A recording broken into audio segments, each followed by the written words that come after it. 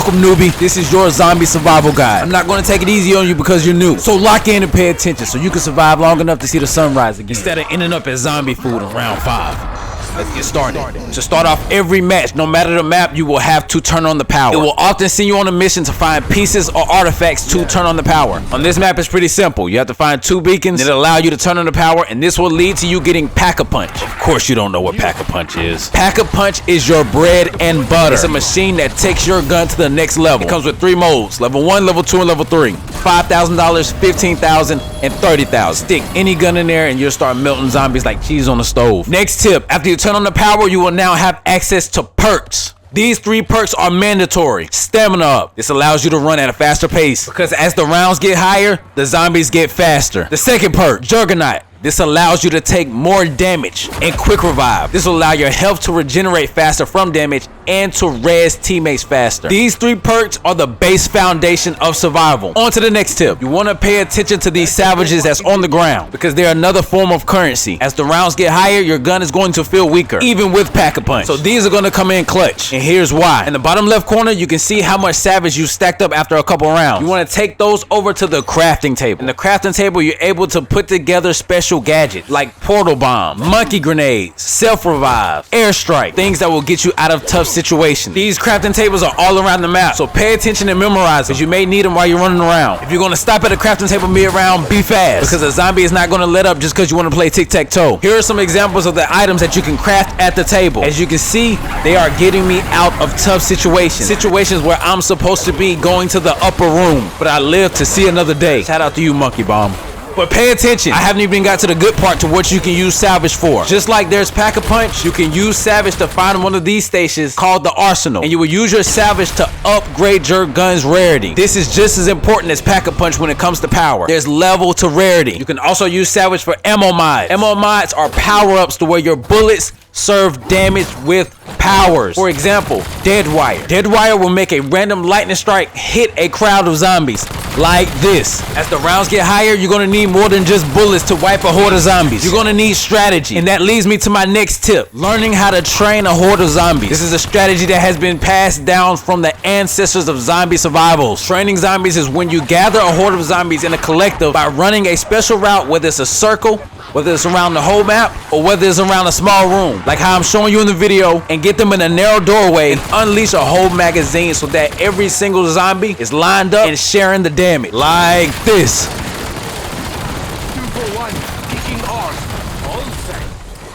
Oh my goodness, that is so satisfying to do. Choosing what room to start your train in is so important because choosing the wrong room will get you stuck. Because the zombies aren't dumb. They will split up and cut you off of your route. So your head has to be on the swivel and your movement needs to be crisp. Learning how to split zombies and grab walls is very important. Basic movement will have you trapped. Jump the rails, split the corners, slide in between the gaps of zombies. And this year you can even jump off of walls. So get creative with your movement. The higher the round, the more you will have to move. There's no more sitting still. Past round 25, you no longer need to aim down your sight. Aim from the hip. This will keep you at maximum movement speed, being able to outrun zombies while still doing damage. The next thing that is very important is what personal power you choose. I can't dictate what you choose based on your playstyle, but as you can see during this tough situation, I use my R1X, which is in the bottom right corner, To use my specialization. to get me out of this tough situation. At the main menu, read which one best fits your style and perfect it. Another problem that you will run into is low ammo. After taking care of zombies round after round after round, ammo becomes scarce. This is when you want to find one of these golden boxes that's around the map. But keep in mind, the higher you Pack-a-Punch your gun and the higher rarity that you make it, the more expensive ammo will be. So keep that in mind depending on how much money you're making per round versus what you're spending in ammo.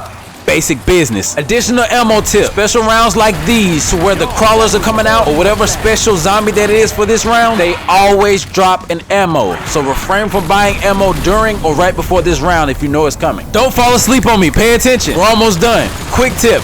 If you find yourself in a tight spot and you get knocked down, use your quick revive that I told you to get at the beginning of the map and go rebuy your perks. As you can see, you lose your perks. The longer you stay down, the more perks you lose. Around the map, you will find traps. These traps are lifesavers, and as you can see, they will wipe a whole room. Traps come in many different forms, shapes, and sizes. Use these wisely when you want to save ammo, find yourself in a tough spot with no perks. And be careful because these traps can drop you too. These come in clutch if your teammates go down too and you need to wipe a round of zombies. So keep this in the back of your mind. And to be honest, sometimes they're just cool to use. Like, look at it. And my last and final tip, exfilling. Exfilling is pretty difficult, I'm not gonna lie. I believe exfilling comes every 5 rounds. When you feel like you just had enough and you're ready to leave the zombies map, the exfil sign will show up on the booth for this map or a special location for any other map that you play on. Before you exfil, re-up on ammo, power-ups, self-revives, everything, because you're going to need it. You have a small time frame to wipe all zombies and the boss zombie. If you do not, your exfil will be wiped and you will lose. If you complete it, you will exfil safely and get a little bit more XP on top of it. Alright, newbie, that's all the tips I have for you now. As you can see, I stayed in the map because this is where I belong. I will never exfil. Put these tips to use and I promise you, you will be a better survivor than you was yesterday. Now go send some zombies back to their grave.